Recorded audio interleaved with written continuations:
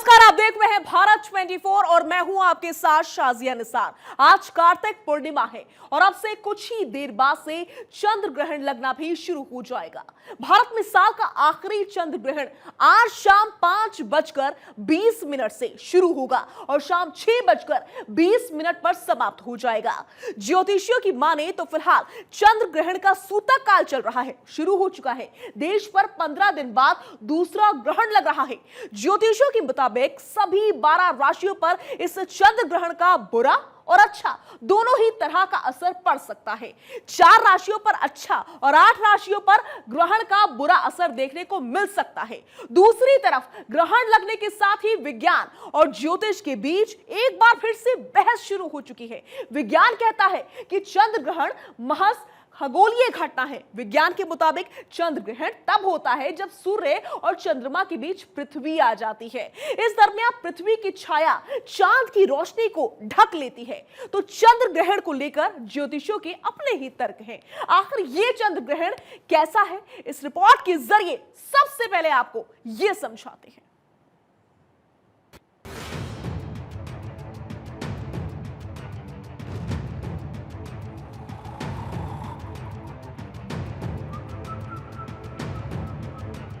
कार्तिक पूर्णिमा के दिन चंद्र ग्रहण लग रहा है और तारीख 8 नवंबर है। इस चंद्र ग्रहण का असर भारत सहित विश्व के तमाम हिस्सों में है। सूर्य ग्रहण हो या चंद्र ग्रहण, ये दोनों खगोलीय घटनाएं हैं जो हर साल घटित होती हैं। लेकिन कभी आपने गौर किया कि सूर्य ग्रहण हमेशा अमावस्या पर और चंद्र ग्रहण हमेशा पूर्णिमा पर ही क्यों लगता है? सूर्य ग्रहण हो या चंद्र ग्रहण, ये दोनों खगोलीय घटनाएं हैं जो हर साल घटित होती हैं। लेकिन इससे पहले यह समझना जरूरी है कि आखिर चंद्र ग्रहण लगता कैसे है। दरअसल पृथ्वी सूर्य का चक्कर लगाती है और चंद्रमा पृथ्वी का चक्कर लगाता है। अब इस चक्कर लगाने के दौरान एक क्षण ऐसा भी आता है जब पृथ्वी चंद्रमा और सूर्य के बीच में आ जाती है। तीनों के एक सीध में होने की वजह से चंद्रमा तक सूर्य की रोशनी नहीं पहुंच पाती और इस स्थिति को चंद्र ग्रहण कहते हैं।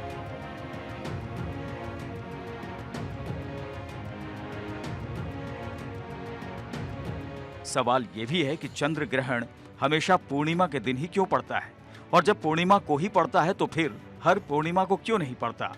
तो इस वजह को भी समझते हैं। दरअसल पृथ्वी की कक्षा पर चंद्रमा की कक्षा करीब 5 डिग्री तक झुकी हुई है। उस झुकाव की वजह से हर बार चंद्रमा पृथ्वी की छाया में प्रवेश नहीं करता। कई बार पृथ्वी के ऊपर या नीचे से निकल जाता है। इस वजह से हर पूर्णिमा पर चंद्र ग्रहण नहीं लगता। लेकिन जब भी चंद्रमा पृथ्वी की छाया में प्रवेश करता है वो पूर्णिमा का दिन ही होता है। इसकी वजह है कि चंद्र ग्रहण तभी हो सकता है जब सूर्य, पृथ्वी और चंद्रमा एक सीध में हो, और ज्यामितीय के हिसाब से ऐसा सिर्फ पूर्णिमा के दिन ही संभव है। इसलिए चंद्र ग्रहण हमेशा पूर्णिमा के दिन ही लगता है।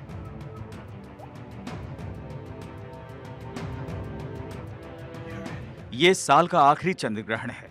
इस ग्रहण की शुरुआत 8 नवंबर दोपहर 2:39 से है, लेकिन भारत में ग्रहण की शुरुआत शाम 5:29 से 6:19 तक है।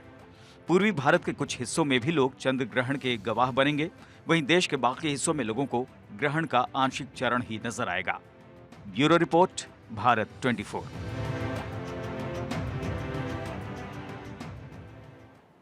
देखिए, धार्मिक लिहाज से चंद्र ग्रहण का अलग ही महत्व है।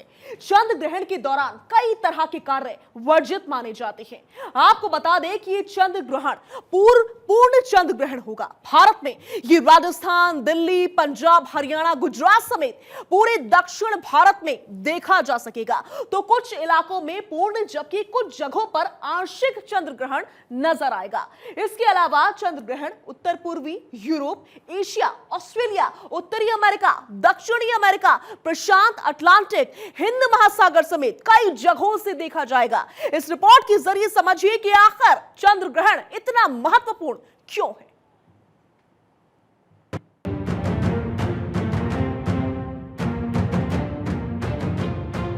किसी भी ग्रहण का धार्मिक और वैज्ञानिक महत्व अलग अलग होता है।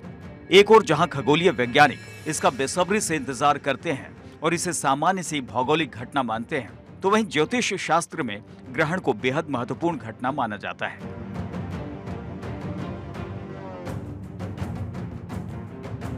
धार्मिक मान्यताओं के अनुसार ग्रहण की घटना को अशुभ माना जाता है। पौराणिक मान्यता है कि पूर्णिमा की रात राहु और केतु चंद्रमा को निगलने की कोशिश करते हैं, तब चंद्रमा पर ग्रहण लगता है। मान्यता तो यह भी है कि इस दौरान तमाम तरह की नकारात्मक शक्तियां प्रबल हो जाती हैं। ऐसे में चंद्रदेव पर आए इस संकट के दौरान कोई शुभ काम नहीं किया जाता।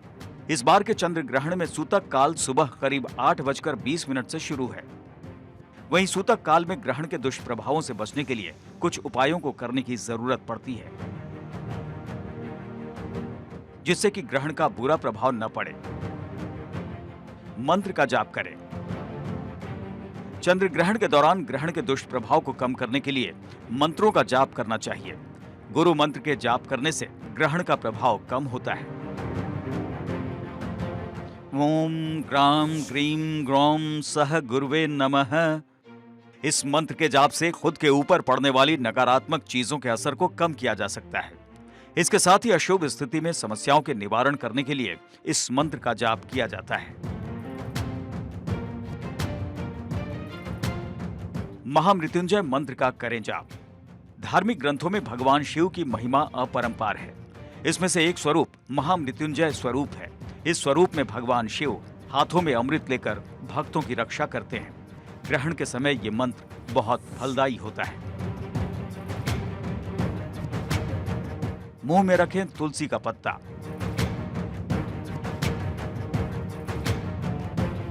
ग्रहण के दौरान मुंह में तुलसी का पत्ता रखना चाहिए।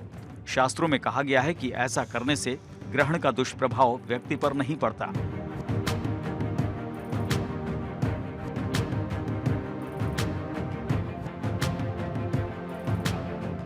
ग्रहण खत्म होने के बाद करें स्नान। ग्रहण लगने से पहले और ग्रहण लगने के बाद हर व्यक्ति को स्नान जरूर करना चाहिए। इसके अलावा ग्रहण खत्म होने पर गंगा जल से पूरे घर का शुद्धिकरण करें और दान पुण्य भी जरूर करना चाहिए। Bureau report, Bharat 24।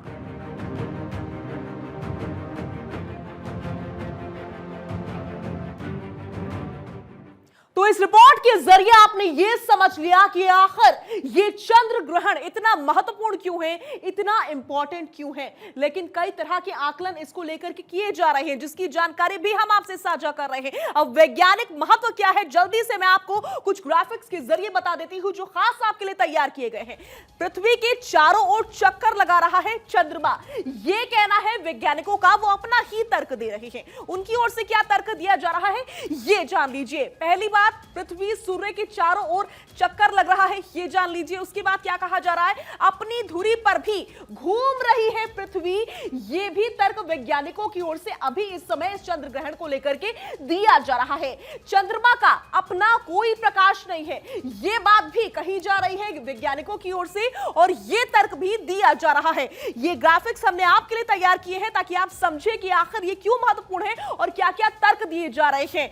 चंद्रमा सूर्य की रोशनी को ही रिफ्लेक्ट करता है। वैज्ञानिक अभी इस समय यह भी कह रहे हैं सूर्य और चंद्रमा के बीच पृथ्वी आ जाती है, यह बात भी कही जा रही है वैज्ञानिकों की ओर से, यानी कि साइंटिस्ट ऐसा दावा कर रहे हैं। इसलिए चंद्रमा दिखाई देता है, पृथ्वी के पीछे छिप जाता है चंद्रमा, यह भी वैज्ञानिक अभी इस समय कह रहे हैं। इस चंद्र ग्रहण को लेकर के पूरी तरह प्राकृतिक खगोलीय घटना है, ये दावा कर रहे हैं हमारे वैज्ञानिक, जो कि साइंटिस्ट हैं, जो कि इसके बारे में रिसर्च लगातार कर रहे हैं। और रिसर्च के बाद से उन्होंने अपना जो रिजल्ट है वो इस तरह से साझा किया है। चंद्र ग्रहण लगने का वैज्ञानिक कारण क्या है, ये हम आपको लगातार बता रहे हैं। और इसी बीच हमारे साथ खास मेहमान स्टूडियो में जुड़ रहे हैं। मेरे साथ अभी इस समय स्टूडियो में दीपा शर्मा है, जो कि ज्योतिषाचार्य हैं, रितु सिंह जी हैं, जो कि ज्योतिषाचार्य हैं, पंडित शील भूषण हमारे साथ मौजूद हैं, सूर्य प्रकाश कपूर खगोल शास्त्री हैं। सभी का बहुत बहुत स्वागत करती हूं मैं भारत 24 पर। सबसे पहले मैं शुरुआत करना चाहूंगी दीपा शर्मा जी से। दीपा जी, शुरुआत हो चुकी है, लेकिन ये चल रहा है सूतक काल। अभी ग्रहण का इंतजार है, वो शाम को होगा।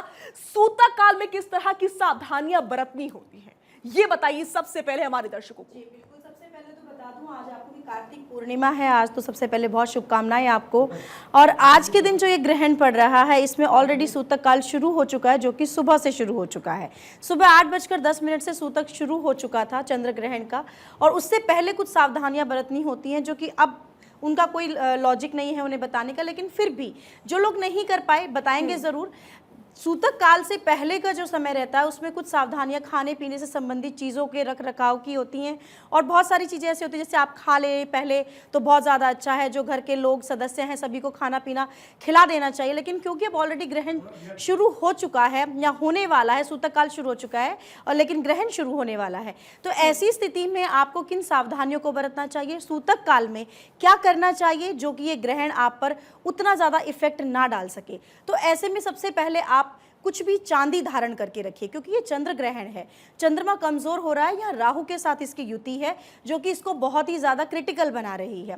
राहु के साथ युति होने से ऑलरेडी चंद्रमा बहुत पीड़ित हो जाता है, ग्रहण में आ जाता है, और ये उस पर दूसरा ग्रहण लग रहा है, तो यानी कि डबल ग्रहण का सामना चंद्रमा को करना पड़ रहा है। ऐसी स्थिति में जितना ज़्यादा से ज़्यादा आप चांदी धारण करेंगे उतना आपके लिए कॉन्फिडेंस के लिए अच्छा होगा। चांदी धारण नहीं कर सकते, पहन नहीं सकते, एक चांदी का सिक्का अपने पास रखें इस समय में, जिससे कि आपको काफ़ी मनोबल और मजबूती मिलेगी। दूसरी चीज़ ये कि वाइट कपड़े अगर पहन सकें तो बहुत ही अच्छा है। ब्लैक कपड़े इस ऐसे में अवॉइड करने चाहिए, ब्लैक, ब्लू, ब्राउन इन रंगों का इस्तेमाल थोड़ा कम करना चाहिए, क्योंकि ऑलरेडी चंद्रमा पीड़ा में है, चंद्रमा मन का कारक होता है, मन ऑलरेडी डिप्रेस है। जो लोग डिप्रेशन के शिकार है, जिन लोगों को मानसिक तकलीफ रहती है, परेशानी रहती है, जो लोग कंफ्यूज रहते हैं, भयभीत रहते हैं बेवजह, उन लोगों के लिए ये स्थिति काफ़ी ख़राब होती है। ऐसी स्थिति में उनको क्या करना चाहिए, बहुत से लोग आपको कहते हैं कि आप चंद्रमा का दान कीजिए। चंद्रमा का दान आपको नहीं करना है, क्योंकि चंद्रमा ऑलरेडी कमज़ोर है। कमज़ोर चीज़ का दान कभी भी नहीं किया जाता, कमज़ोर प्लैनेट का दान कभी भी नहीं किया जाता, उसको मजबूत किया जाता है। मजबूत करने का एक ही तरीका होता है, चांदी धारण करें, सफ़ेद रंग धारण करें। उसके अलावा आप सफ़ेद चंदन का तिलक अपने मस्तिष्क पर लगा कर रखें। दूध और दही का सेवन ये सबसे ज़्यादा अच्छा रहता है अगर आपको चंद्रमा मजबूत करना है। अब दान किसका करना है ये बहुत इंपॉर्टेंट चीज़ है। बहुत से लोग कहते हैं चावल का दान कीजिए, दूध का दान कीजिए, लेकिन सबसे अच्छा दान आपके लिए आज रहेगा जो कि राहु का दान रहेगा, क्योंकि राहु पीड़ित कर रहा है चंद्रमा को, तो राहु का दान करना उत्तम रहेगा आज के दिन। ठीक है दीपा जी, महत्वपूर्ण जानकारी अभी इस समय ज्योतिषाचार्य दीपा जी हमसे साझा कर रही थी। रितु सिंह जी भी हमारे साथ जुड़ी हुई हैं, ज्योतिषाचार्य हैं, मेरे साथ इस समय स्टूडियो में मौजूद है। ये तो बात हो गई रितु जी कि सूतक काल के दरमियान क्या क्या सावधानियां बरतनी चाहिए, लेकिन जब ग्रहण की शुरुआत होगी उस समय किस तरह की सावधानियां बरतनी होंगी, इसके बारे में हमारे दर्शकों को आप जानकारी दीजिए। जी हाँ, देखिए जैसे कि अभी बताया दीपा जी ने कि सूतक काल शुरू हो चुका है, और हमें इस समय जो भी सावधानियां हैं, जैसे कि खाद्य पदार्थ हैं उन पर तुलसी दल रख देना चाहिए या दुर्वा रख देना चाहिए। साथ ही अपने घर के जो मंदिर हैं वहाँ पर आपको उनको कवर कर देना चाहिए, भगवान को पर्दा डाल देना चाहिए। और ग्रहण काल जो कि शुरू हो रहा है 2:39 से और ख़त्म होगा 6:19 पर, उस समय के लिए सबसे अच्छा काम है कि हम अपने इष्ट देव के मंत्रों का जाप करें, क्योंकि ग्रहण के समय सोना भी वर्जित है, खाना पीना भी वर्जित है। अगर बहुत ज़्यादा कोई कमज़ोर है, बुजुर्ग है, बहुत बीमार है, तो उनको ये छूट है कि वो खा सकते हैं, कुछ भी फल ले सकते हैं, लेकिन खाद्य पदार्थ उस समय अगर हो सके तो ना ग्रहण करें, क्योंकि वैसे भी बहुत अल्ट्रावायलेट किरणें होती है, बहुत नकारात्मक ऊर्जा होती है प्रकृति में। तो साइंटिफिक दृष्टिकोण से भी ये सही नहीं है और आध्यात्मिक दृष्टिकोण दोनों से ये सही नहीं है। उस वक्त सिर्फ आपको अपने मंत्रों का जाप, देखिए सूर्य ग्रहण और चंद्र ग्रहण में यही अंतर है कि सूर्य ग्रहण में हम नए मंत्रों की दीक्षा भी लेते हैं, लेकिन चंद्र ग्रहण में नए मंत्रों की दीक्षा लेना वर्जित है। तो जो भी मंत्र आपने सूर्य ग्रहण के टाइम पर जिनका जाप किया उनको आप इस समय सिद्ध कर सकते हैं अपने इष्ट देव के साथ। आज चंद्रमा पर ग्रहण है तो चंद्रमा को हम भगवान शिव के साथ जोड़ के देखते हैं।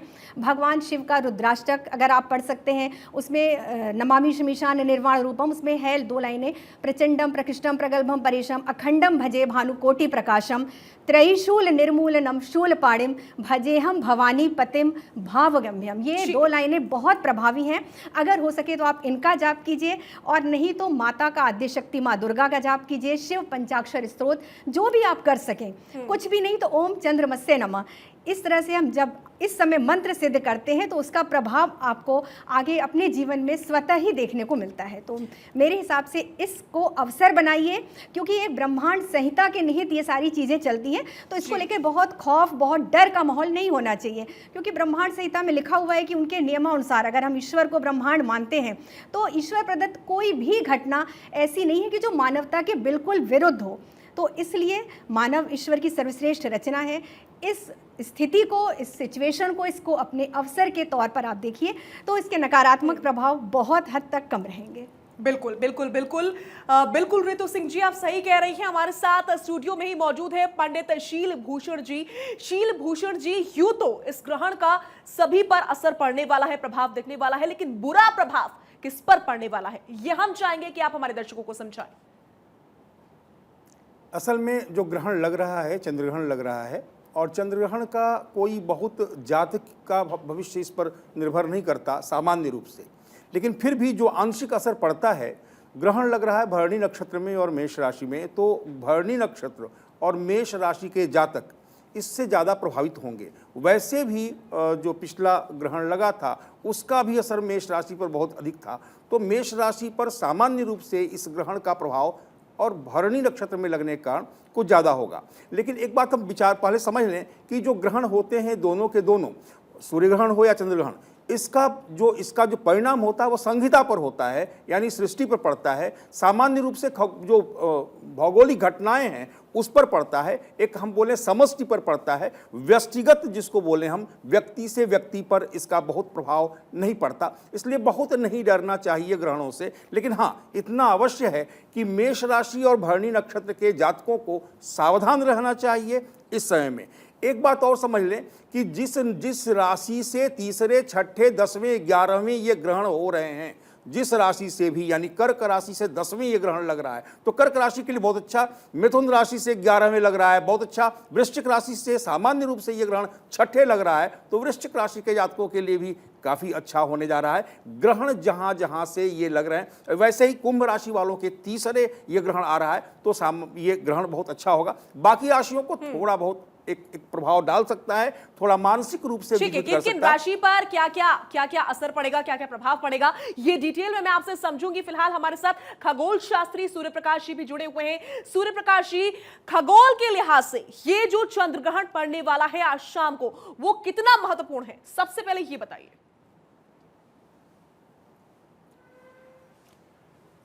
देखिए, जो चंद्रमा है उसका समुद्र के पानी के ऊपर जैसे ज्वार भाटा होता है, ऐसे ही हमारे शरीर में भी 70% पानी है, और जो पानी है उसी से हमारा जो नर्वस सिस्टम है, जिसको न्यूरोलॉजी कहते हैं, वो कनेक्टेड रहती है। आपको मालूम है कि जिन लोगों को डिहाइड्रेशन हो जाती है उनका नर्वस सिस्टम जो है इम्पेयर हो जाता है। तो जो चंद्रमा है इसका सीधा सीधा इफ़ेक्ट हर आदमी के नर्वस सिस्टम के साथ है। अब नॉर्मल स्टेज में क्या होता है, चंद्रमा को जब हम फेस करते हैं तो हमारा जो मन है, जो नर्वस सिस्टम है, वो बूस्ट हो जाता है, और जब हम उल्टी दिशा में आ जाते हैं, छाया में आ जाते हैं, तो उस वक्त वो जो नर्वस सिस्टम है उसके ऊपर चंद्रमा का जो इफ़ेक्ट है वो प्रोमिनेंट नहीं रहता। तो ये जो चेंज है, इस चेंज को लेके आदमी को ज़्यादा विचलित होने की आवश्यकता नहीं है। ये थोड़ा सा साइकोलॉजिकल इफेक्ट है, नर्वस सिस्टम पे इफेक्ट है। कुछ लोगों का नर्वस सिस्टम जो है इस वक्त उनको वीकनेस आ सकती है, इससे ज़्यादा कुछ नहीं होता। ठीक है, सूर्य प्रकाश जी खगोल शास्त्री है, उनका अलग तर्क है। दीपा शर्मा जो ज्योतिष आचार्य हैं, एक बार फिर से मैं उनके पास आपको लिए चल रही हूं। 2 अशुभ योग वाली बात क्यों कही जा रही है इस चंद्र ग्रहण के लिए? दीपा शर्मा जी बताइए जरा।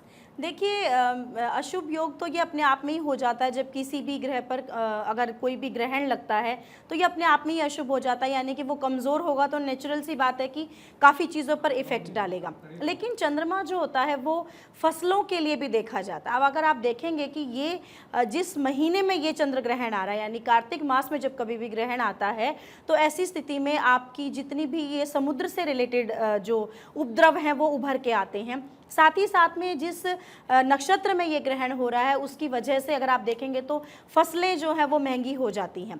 तो यानी कि खाद्य पदार्थ जो हैं इस ग्रहण का इफेक्ट रहेगा कि वो ज़्यादा वर्षा भी हो सकती है, उसकी वजह से वो खराब भी हो सकते हैं। तो अशुभ संयोग तो ये अपने आप में हो जाता है। दूसरा, मन सबसे इम्पॉर्टेंट रोल करता है हमारे जीवन में, मन से ही सब कुछ चलता है। तो कहते हैं ना, मन के हारे हार है और मन के जीते जीत, वही वाली बात है कि मन से सब कुछ चलता है। अगर हमारा मन मजबूत है, हम अच्छे डिसीजंस ले सकते हैं, हम सही कार्य कर सकते हैं, सही दिशा में मूव कर सकते हैं। लेकिन अगर हमारा मन कमज़ोर है, आप देखिए जो लोग मानसिक रूप से कमज़ोर हैं, जो डिसीजन लेने में सक्षम नहीं होते, जो कहीं ना कहीं मानसिक रूप से पीड़ा में रहते हैं, वो हमेशा बुझे हुए रहते हैं। और ऐसे में अगर चंद्रमा पीड़ित हो रहा है तो निश्चित रूप से जो लोग डिप्रेशन के शिकार हैं, जिन लोगों को मानसिक परेशानियां, खास करके मैं यहाँ बच्चों की बात करूंगी, स्टूडेंट्स की बात करूंगी, क्योंकि उनका चंद्रमा सबसे ज़्यादा मजबूत होना चाहिए, वो स्टडी के फेज में होते हैं। तो ऐसी स्थिति में जब चंद्रमा पीड़ा में आता है तो ये अशुभ संयोग अपने आप में बन जाता है कि ये बहुत सारे लोगों पर इफेक्ट डालता है। चंद्रमा माँ का भी कारक है, चंद्रमा सुख सुविधाओं का भी कारक है, तो कहीं ना कहीं ये हर चीज़ से रिलेटेड चीज़ों पर इफेक्ट डालेगा, माँ के स्वास्थ्य पर भी इफेक्ट डालेगा। जैसा कि अभी शास्त्री जी ने हमारे साथ जो बैठे उन्होंने कहा कि कुछ राशियों पर इसका अच्छा फल होता है, बहुत ही कम ऐसी राशियां हैं जिन पर कि थोड़ा बहुत इसका अच्छा इफेक्ट आता है। अदरवाइज आप देखिए कर्क राशि का स्वामी है स्वयं चंद्रमा, ऐसे में वो पीड़ित हो रहा है, राहु के साथ है। तो ऐसे जो कर्क राशि के व्यक्ति हैं उनको बहुत ड्युअलिटी, बहुत कंफ्यूजन, बहुत फ्रस्ट्रेशन आ सकती है। मेष राशि में ये बन रहा है तो मेष राशि वालों को क्षति हो सकती है। राहु हमेशा मन भटकाव करता है, मति भ्रम करता है। तो जब राहु के साथ चंद्रमा चलेगा तो आपके जीवन में जो चीजें सही भी चल रही होंगी, आप अपने आप से भटकाव की स्थिति में आकर उन्हें गलत करना शुरू कर देते हैं। गलत करने की वजह से आपके डिसीजंस गलत हो जाते हैं। तो ऐसी स्थिति में राहु का अपने आप में चंद्रमा को पीड़ित करना और प्लस उसी राशि पर उसका ग्रहण लगना, तो ये दो अशुभ संयोग ऐसे बनते हैं। दो अशुभ संयोग ऐसे बनते हैं, लेकिन इस बार जो चंद्रग्रहण है वो मेष राशि के ऊपर लग रहा है। तो ऋतु सिंह जी, मैं आपसे समझना चाहूंगी कि उनके ऊपर किस तरह के प्रभाव हम देख सकते हैं। जी देखिए, मेष राशि वालों के लिए इस ग्रहण को बहुत शुभ नहीं कहा जा सकता, क्योंकि उनकी राशि में ग्रहण लग रहा है, राहु और चंद्रमा का योग। और सबसे बड़ी बात जो आप दो अशुभ योग की बात कर रहे हैं, अगर उनकी राशि में चंद्रमा राहु के साथ है और उनके ठीक सामने अगर समसप्तक की बात करें तो तुला राशि में सूर्य केतु के साथ है, तो दो ग्रहण योग है। मेष राशि वालों को उसका भी प्रभाव देखने को मिलेगा, क्योंकि दृष्टि सूर्य और केतु की पड़ रही है। सबसे ज़्यादा अगर बोला जाए कि अच्छा नहीं है कि आज के दिन अगर जन्म हो रहा है, जिन बच्चों का, जो बच्चे आज के दिन पैदा हो रहे हैं, उनकी राशि में, उनके हॉरोस्कोप में, उनकी कुंडली में दो ग्रहण योग आएगा। ये बड़ा वैज्ञानिक तरह से भी अच्छा नहीं है और आध्यात्मिक भी। तो उनको आज थोड़ा सा अगर ऑपरेशन है कुछ, अगर वो टाल सकते हैं तो उनको अवश्य टालना चाहिए, ये उनके लिए है। और मेष राशि वालों को अपनी सेहत का बहुत ध्यान रखना पड़ेगा। और साथ ही साथ चंद्रमा है तो मन, जैसा कि अभी दीपा भी बता रही हैं कि मन पे बहुत बुरा प्रभाव पड़ता है इसका। सब कुछ ठीक होते हुए कभी कभी होता है कि आप उनसे पूछेंगे आपकी लाइफ में क्या दिक्कत है तो वो नहीं बता पाएंगे, लेकिन फिर भी उनका मन परेशान रहेगा, डिप्रेशन में रहेगा, बहुत लो एनर्जी फील करेंगे। और ग्रहण के समय हमारे लोअर चक्रास बहुत तेज़ी से एक्टिव होते हैं, एनर्जी ऊपर की ओर उठती है। तो मेष राशि वालों के लिए खास तौर से आज के दिन जाप करना, ओम घृणी सूर्याय नमः का मंत्र वो कर सकते हैं, नहीं तो आदित्य हृदय स्त्रोत का पाठ कर सकते हैं, क्योंकि उनकी राशि सूर्य और मंगल दोनों ही प्रभावित रहते हैं मेष राशि वालों के लिए, क्योंकि सूर्य उच्च का होता है मेष राशि में और उसकी दृष्टि पड़ रही है। तो अगर वो सूर्य का मंत्र करते हैं तो वो भी उनके लिए लाभकारी है। खास तौर से राहु के लिए उन्हें आज के दिन कोशिश करें कि वो चांदी के ग्लास में पानी पिए और उस समय उनको बिल्कुल कुछ भी नहीं खाना है। और आफ्टर ग्रहण के बाद, चंद्र ग्रहण के बाद उनको दान अवश्य करना है। उसमें वो कुछ भी, क्योंकि मेष राशि आज भरणी, नक्षत्र भी भरणी है, तो शुक्र से संबंधित दान भी वो कर सकते हैं। कपड़े वस्त्र दान कर सकते हैं, अगर वो कर सकते हैं तो सोना या चांदी छोटा सा कर सकते हैं दान। उसके अलावा जौ का दान कर सकते हैं, राहु से संबंधित चीज़ों का दान कर सकते हैं। ऐसा करके भी वो अपनी राशि पर जो नकारात्मक प्रभाव आ रहा है उसको दूर कर सकते हैं, लेकिन उनको सेहत और मन का ध्यान रखना बहुत और क्या तरीके अपनाए जा सकते हैं। ऋतु सिंह जी, माफ कीजिएगा, आपको बीच में रोक रही हूँ, इस पे हम और आगे चर्चा करेंगे, डिटेल में बात करेंगे कि क्या क्या किया जा सकता है आज दिन भर, और फिर शाम को जब ग्रहण शुरू हो जाएगा उस वक्त भी इस पर डिटेल पर चर्चा होगी। और साथ ही साथ चंद्र ग्रहण पर भारत 24 पर बड़ी कवरेज लगातार जारी रहेगी।